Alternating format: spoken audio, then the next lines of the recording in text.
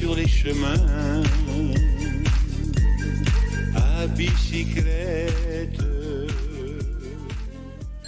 Bonjour à toutes, bonjour à tous, bienvenue sur La Bicyclette, le podcast itinérant qui s'intéresse aux startups qui roulent.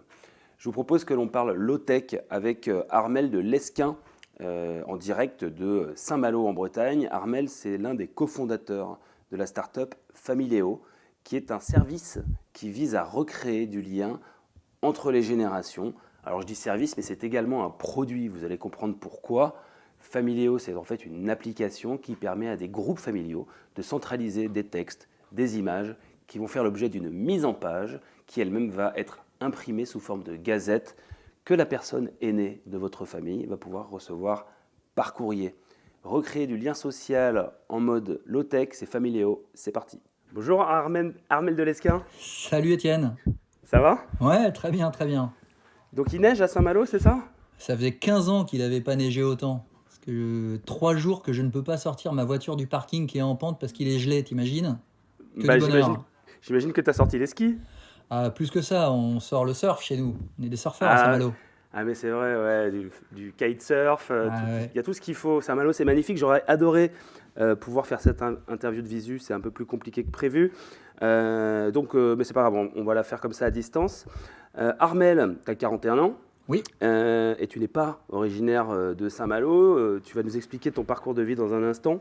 D'autant plus qu'il est plein de rebondissements, notamment de déplacements. Pas professionnels, des déplacements à droite, à gauche, et notamment en Afrique. Tu as beaucoup vécu en Afrique. Ouais, j'ai eu la chance d'avoir un papa qui travaillait en ambassade, qui s'occupait de toute l'aide humanitaire, notamment de la France, dans différents pays d'Afrique. Tu vois, j'ai été en Guinée-Bissau, au Tchad, au Rwanda, en Côte d'Ivoire. Et ouais, c'est une grande chance. Après, j'avais pas mal bougé en France aussi. Il était militaire avant. Et donc, effectivement, j'ai pas d'accent parce que je suis de partout. Voilà. Ah, c'est super. Ouais, aucun accent, je confirme. Donc ça, c'est l'expérience africaine. Et ensuite, bon, il vient le temps des études. Et tu fais une école de commerce à Paris d'abord, c'est ça ? Ouais, j'ai fait une école de commerce à Paris. Et puis après, j'ai terminé par une école de commerce à Nantes. Ah non, Exactement. tout ça t'amène dans l'univers de l'entreprise. Et tu commences à bosser chez Falcon, Dassault Falcon. Ouais, alors avant ça, j'ai travaillé en audit, tu vois, j'ai fait 3 ans chez Deloitte, puis chez Dassault Aviation, effectivement, dans la branche Falcon, où j'étais en finance. Et après ça, je suis allé chez Louis Vuitton, à côté d'Avranches, et c'est ce qui d'ailleurs m'a amené du côté de Saint-Malo, Ah bon ? pour être... Oui, parce que Avranches, c'est en Normandie. Ouais, Avranches, c'est en Normandie, et Saint-Malo est pas très loin. Et donc, j'ai quitté Paris pour aller habiter à Dol-de-Bretagne dans un premier temps, puis, comme je te disais, Saint-Malo ensuite. Tu faisais quoi chez Vuitton en J'étais Normandie ? directeur financier d'un établissement qui faisait des sacs à main, Vuitton. Je suis resté 1 an, j'étais pas très très heureux, c'était un peu un contre-emploi pour moi. J'étais en finance pure, en compta, contrôle de gestion, ça faisait des années que j'en faisais. Et en fait, je rêvais d'une chose, c'était d'entreprendre. C'est vraiment quelque chose qui me branchait depuis longtemps. Et donc, j'ai quitté Vuitton pour créer un premier projet entrepreneurial de flotte de véhicules électriques en autopartage Ouais. qui s'est planté.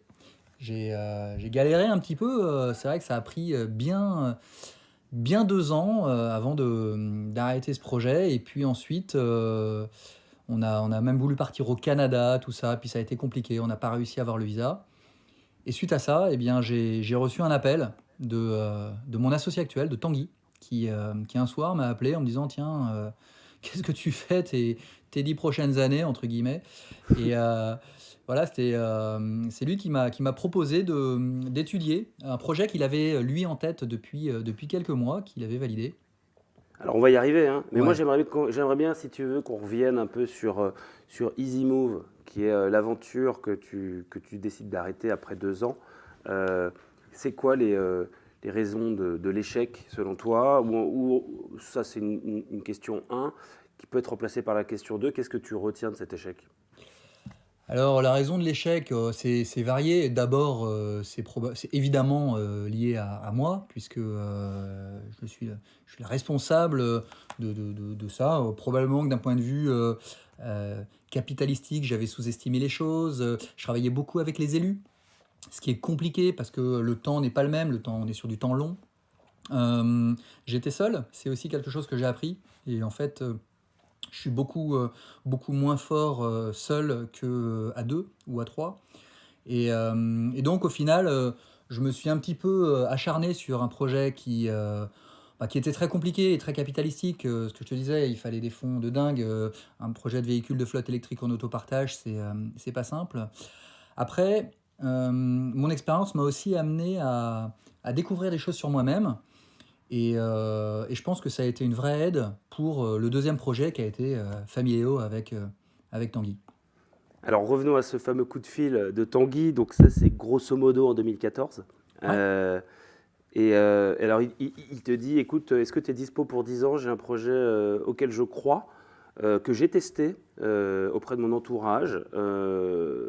J'aimerais bien que tu m'accompagnes dans cette histoire. Et ce qui est drôle, c'est que Tanguy, c'est pas un pote d'enfance, c'est pas ton voisin, enfin c'est une connaissance, Hmm.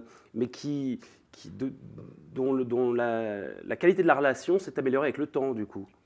Ouais, Euh, en fait, c'est quelqu'un que j'avais déjà vu plusieurs fois. On avait fait quelques dîners ensemble. Alors, c'était un type que j'avais trouvé hyper sympa, c'est clair, mais on n'était pas hyper intime. Alors, quand je dis, il m'a pas exactement dit qu'est-ce que tu fais ces 10 prochaines années. En fait, on était très libre. Lui avait cette idée euh, de recréer du lien entre les générations, de créer une solution qui permette à des petits-enfants de donner des nouvelles à des grands-parents. Donc ça, c'était vraiment le cœur du réacteur. Il l'avait d'ailleurs testé auprès de quelques personnes, hein, dont un médecin gériatre, qui lui avait vraiment dit que c'était un sujet important pour le bien vieillir. Et donc, il m'a parlé de ce projet. Il m'a dit, écoute, très librement, voilà, si ça t'intéresse, on peut ensemble avancer et puis en parler à des directeurs de maisons de retraite, des médecins gériatres, des animateurs, en fait, voilà, tout ce qui gravite autour du grand âge. Et puis en fait, chemin faisant, tu vois, on a fait un peu plus de 6 mois de terrain. On a eu tellement de retours positifs sur le fait qu'on répondait à une problématique qu'aujourd'hui les EHPAD avaient du mal à adresser, qui était celui de l'isolement des seniors. Eh bien qu'on s'est dit qu'on ne pouvait pas laisser de côté. On a donc décidé d'y aller à fond et de s'associer. Et ça, c'était, tu vois, quasiment, ça nous a amené fin 2014, début 2015. alors là, on parle donc de Familéo. C'est à la fois un service et un produit. Un service dans sa dimension numérique, on va y revenir, et un produit parce qu'il y a une réalité physique en bout de chaîne. Je vais le décrire rapidement, puis tu m'arrêtes, ou en tout cas tu précises les choses que j'aurais oubliées ou que j'aurais mal dites. Familéo pour la famille, donc c'est un outil, c'est une application qui est destinée à la famille au sens large, qui va, en utilisant cette application, pouvoir donner des nouvelles à son aîné, en EHPAD notamment, mais pas forcément que. L'idée, c'est que c'est une application imaginée comme un WhatsApp familial qui va récolter des textes, des photos, qui seront ensuite mis en page par les équipes Familéo. Cette mise en page PDF va partir à l'imprimerie. La gazette, parce qu'il s'agit d'une gazette papier, sera ensuite adressée à la personne isolée en question qui recevra à fréquence bimensuelle ou mensuelle une véritable gazette par voie postale. Ouais, c'est exactement ça. On a deux modèles économiques, exactement. Un modèle B2B. On a commencé au sein des maisons de retraite, hein, en début mi-2015. Donc l'idée, là, c'était de vraiment répondre à cette problématique des directeurs de maisons de retraite, hein, mais des animateurs, des gériatres, comme je te le disais. Comment recréer du lien entre des générations qui ne savent plus écrire de lettres ou de cartes postales et des grands-parents qui les attendent. Et cette jeune génération qui n'est que connectée. Voilà. Pour le coup, on dit qu'on est dans l'ère de la communication extrême, c'est vrai, on n'a jamais autant communiqué avec le monde entier, et pourtant il y a une grosse partie de gens qui sont isolés, qui sont exclus de ces échanges, c'est nos proches âgés. Et c'est vrai que Familéo, c'est un pont entre ces nouvelles technologies et un support, la gazette papier, qui correspond aux habitudes de communication des seniors. Et en fait, quand on a créé Familéo, on a toujours eu en tête de faire quelque chose de simple et qui soit vraiment utilisé pour permettre d'offrir de la joie et du bonheur, des preuves d'amour à nos grands-parents. Et ça, c'est quelque chose qu'on est très fier de mener parce que ce cœur de Familio, si tu veux, il est toujours là. Alors on évolue, on fait plein de... voilà, on fait un peu d'innovation, c'est sûr, mais répondre au lien familial, intergénérationnel, c'est notre mission et on l'adresse aujourd'hui pour plus de 150 000 personnes âgées aujourd'hui. Tu vois, tu disais, hein, il y a du B2B et du B2C, il y a 50 000 personnes âgées qui l'ont en B2B et près de 110 000 en B2C.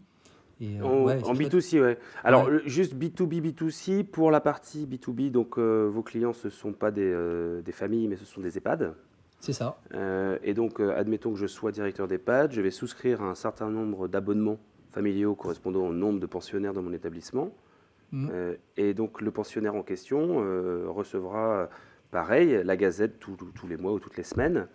Et la famille n'aura aucun coût à prendre en charge, parce que c'est un coût qui est absorbé par l'EHPAD. C'est exactement ça. En fait, Là, on est sur un service additionnel de ouais. dingue. Enfin, c'est un élément de, Ouais, c'est vrai. de T'as raison. différenciation important. Bah ouais, alors c'est de la différenciation, mais c'est plus que ça. C'est vraiment dans la mission, si tu veux, de l'établissement. Un directeur d'EHPAD, c'est quelqu'un qui a comme objectif dans la vie, l'un de ses objectifs, c'est vraiment de prendre soin de ses résidents. C'est un métier qu'on ne connaissait pas, hein, qu'on a découvert. On a rencontré des gens qui sont vraiment des gens formidables, sans exagérer. Hein. C'est des gens qui travaillent avec des équipes, et ces équipes-là ont un seul objectif, prendre soin. Et le lien familial, permettre à des personnes âgées d'avoir des nouvelles de leur famille régulièrement, ça contribue au bien vieillir. Ça permet de lutter contre les dépressions, les troubles cognitifs. En fait, on sait que l'isolement, c'est un terrain propice, par exemple, à Alzheimer. Tu vois, une personne âgée qui ne reçoit jamais de nouvelles de la part de sa famille, de ses petits-enfants, c'est une personne âgée qui aura moins le goût de vivre. Alors que si elle reçoit des lettres, des visites, des gazettes, eh ben, elle aura cette envie de vivre parce qu'elle se sentira aimée et elle sera heureuse.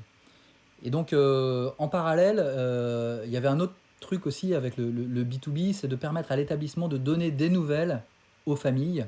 C'est-à-dire que là aussi, on s'est rendu compte que les familles, bien souvent, étaient demandeuses d'infos, de savoir ce qui se passait dans la vie de l'établissement. Surtout, tu vois, en cette période de Covid, est-ce que vous prenez bien soin de ma grand-mère ? Et Familio permet ça aussi, c'est-à-dire que permet aux familles d'envoyer des nouvelles, mais permet aussi aux établissements d'envoyer des nouvelles aux familles, et surtout aux familles élargies. Parce que quand on parle de famille chez Familio, on parle des enfants, mais aussi des petits-enfants, voire des arrière-petits-enfants. C'est vraiment un réseau familial autour d'un proche âgé. Alors là, dans ce cas-là, les infos qui partent de l'établissement vers la famille, ça se passe par le biais de l'application. Absolument, par le biais de l'animatrice qui utilise une application qui lui est dédiée, une application pro. Et c'est vraiment un moyen de communication innovant qui permet à l'animatrice, à l'animateur, eh bien, de valoriser son travail, de montrer que son EHPAD est un vrai lieu de vie dans lequel il se passe plein de choses, et donc de rassurer aussi les familles.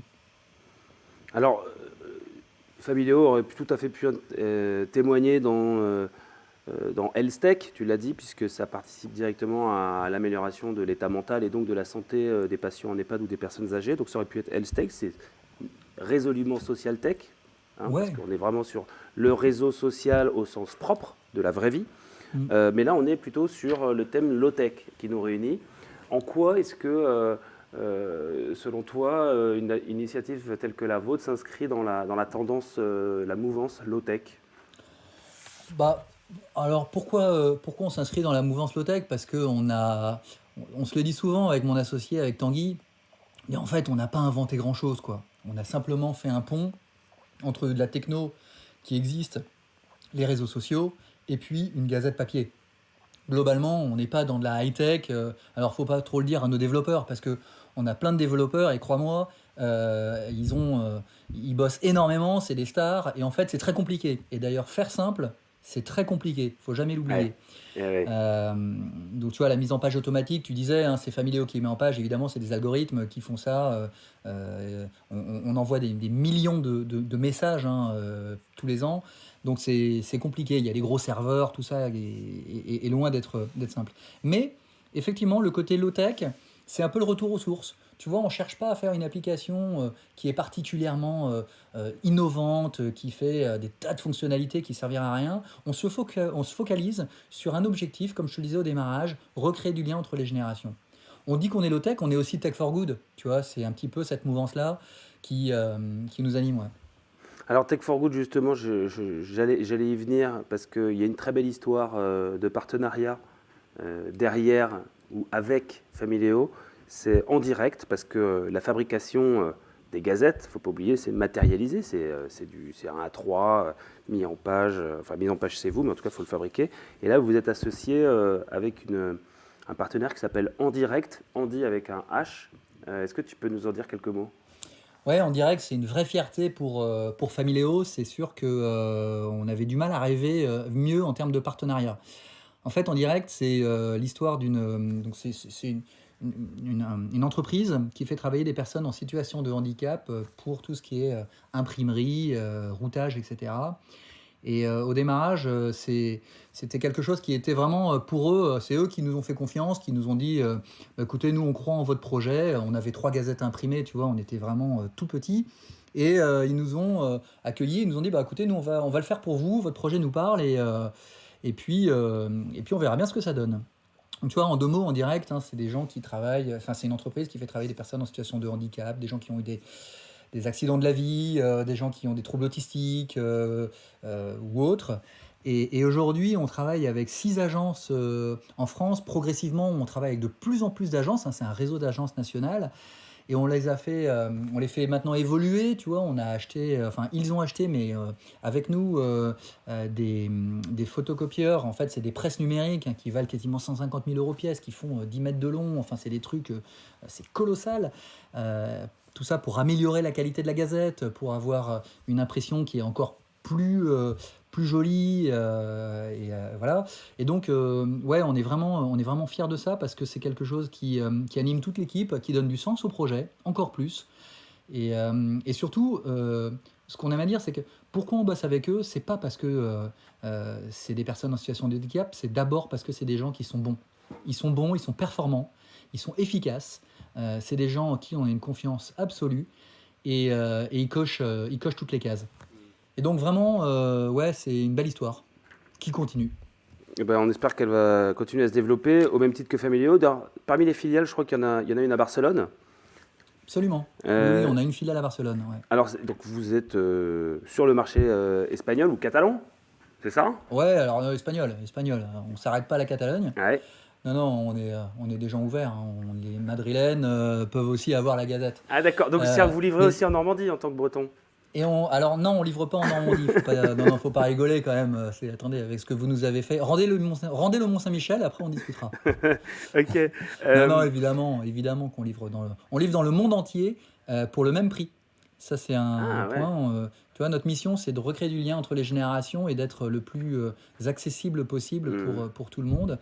Et en fait, on s'est dit qu'à priori, à partir du moment où il y avait une petite grand-mère qui était au fin fond du Venezuela ou de la Birmanie, eh bien, elle pouvait recevoir la Gazette C'est top. et de manière régulière pour le même prix que si elle habitait en Normandie, par exemple. Par exemple. Familéo, ça fonctionne en espagnol?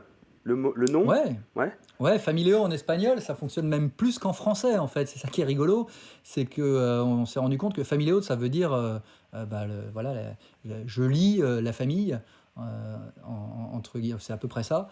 Et donc ouais, c'est un nom qu'on aime beaucoup parce que c'est un nom qui est international, qui est compréhensible par tout le monde. Même si on s'est rendu compte que les gens retenaient beaucoup plus le terme de Gazette d'ailleurs. Souvent, quand on parle de Familéo, des gens disent ah oui, ça me parle.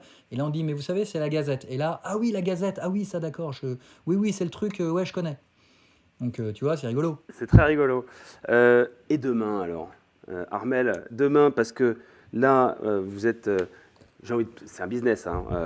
Bon, c'est une activité, mais il y a un business model derrière qui repose sur le fait que les personnes âgées aujourd'hui apprécient la lecture papier. Demain, toi, on a le même âge. Imagine-nous dans 40 Ouais. ans. Peut-être on sera dans le même EHPAD. Bon, Ouais, peut-être. en Normandie ou en Bretagne, ça c'est la vraie question. Mais est-ce que nous, on prendra des nouvelles de nos familles, ou en tout cas nos familles nous en donneront par le biais de tablettes ou par le biais de papier? Est-ce que c'est un business pérenne, en gros? Ouais. Bah, tu vois, c'est une excellente question, c'est le cœur du sujet. On a beaucoup de gens qui nous posent cette question-là et qui nous disent: «Mais les mecs, dans 5 ans, vous êtes morts». Alors d'ailleurs, tu vois, c'était l'une des raisons pour lesquelles au début on a eu un petit peu de mal à lever des fonds parce que on a rencontré des gens qui nous disaient non mais votre produit il est sympa, mais effectivement dans 5 ans toutes les personnes âgées seront technophiles, seront avec des tablettes et donc bon, voilà, ça c'est pas le sens de l'histoire quoi. Et en fait pas du tout, on est très optimiste sur l'avenir de Familéo pour une raison évidente, c'est que le papier et le numérique ne s'opposent pas. On n'est pas, nous, en plus, notre génération, tu vois, on est la génération qui est née avec le digital ou presque, et qui n'a aucun problème à imprimer des albums photos annuels avec les photos de nos vacances, qui sont d'ailleurs lues par nos enfants qui ont parfois 12 ans. Donc en fait, nous, on est convaincus d'une chose, c'est que le papier a une saveur que le numérique n'a pas. Évidemment, le numérique, c'est super, c'est pratique, mais le numérique, c'est éphémère. Tu reçois un message via WhatsApp, via Facebook. Bon, tu l'as vu, et puis tu n'iras plus le revoir. C'est assez rare. On a tous 1000 photos sur nos téléphones, on ne les regarde jamais.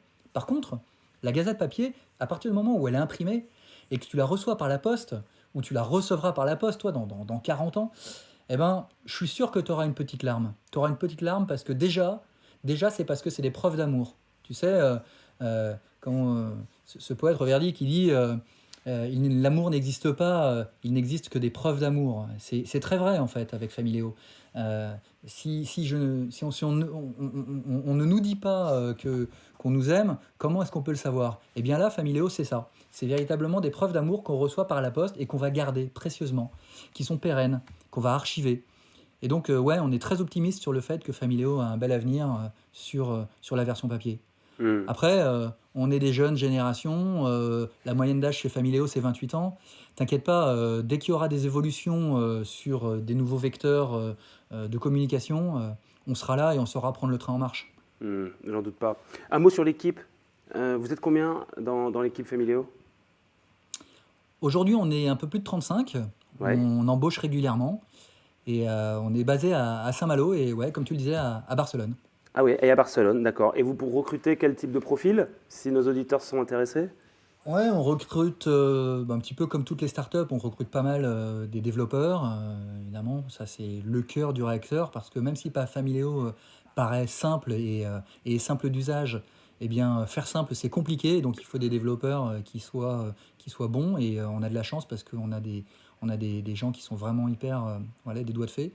Mais on recrute aussi des personnes en marketing, en com, au support client, en développement international aussi. On a beaucoup d'ambition à l'international. On est présent, comme je te le disais, évidemment en Espagne, mais aussi on a beaucoup d'EHPAD au Royaume-Uni, en Irlande, aux États-Unis, au Canada. Et on a beaucoup d'ambition pour Familéo. Hmm. Donc on a besoin régulièrement d'embaucher des gens qui viennent à Saint-Malo et qui viennent bosser pour nous et puis faire du kite, du surf, du bateau. Bon, enfin, une vie difficile, quoi. Ça donne envie, hein, tout ça. Ça donne envie. Pour conclure cette émission, Armel, est-ce que tu peux nous donner un conseil, en tout cas donner un conseil à nos auditeurs qui souhaiteraient se lancer dans l'aventure de l'entrepreneuriat? S'il y avait un conseil à leur donner, à part se lancer, Ouais. ce serait lequel? Ah, alors le conseil, alors j'aime pas trop donner des conseils parce que ça fait toujours un peu vieux con moralisateur, mais il y en a un qu'on partage avec Tanguy qui est très important, c'est écouter le terrain, écouter les gens. C'est quelque chose qu'on a fait nous et qui nous a vraiment aidé pendant toute la construction de Familéo. C'est le terrain commande et écouter des gens légitimes et compétents. À chaque fois qu'on fait une innovation, à chaque fois qu'on fait un nouveau service chez Familéo, on sonde nos utilisateurs, on fait des questionnaires et on teste, on teste, on teste. Et en fait, on avait plein de certitudes au début, on était persuadé de plein de choses et régulièrement, on s'est rendu compte que nos idées n'étaient pas si bonnes que ça et qu'en fait, les bonnes idées qui allaient marcher venaient des professionnels, venaient de nos utilisateurs et donc on les a écoutés et globalement, on a de la chance de pas trop mal s'en sortir. Merci beaucoup. On a de la chance aussi d'avoir eu l'occasion de t'écouter, Armel, sur cette belle aventure Familéo qu'on suivra évidemment de près. Moi, je m'abonne demain parce que c'est vraiment enthousiasmant comme projet. Ah, t'es sympa, Étienne, Un merci. projet multifacette et j'ai hâte qu'on se boive cette fameuse bière à Saint-Malo alors. Ouais, avec grand plaisir. Avec grand plaisir, Étienne. Allez, salut. Merci à toi en tout cas. Avec plaisir. Salut, bye bye. Ciao. Ciao. Quand on partait de bon matin, quand on partait sur les chemins, à bicyclette.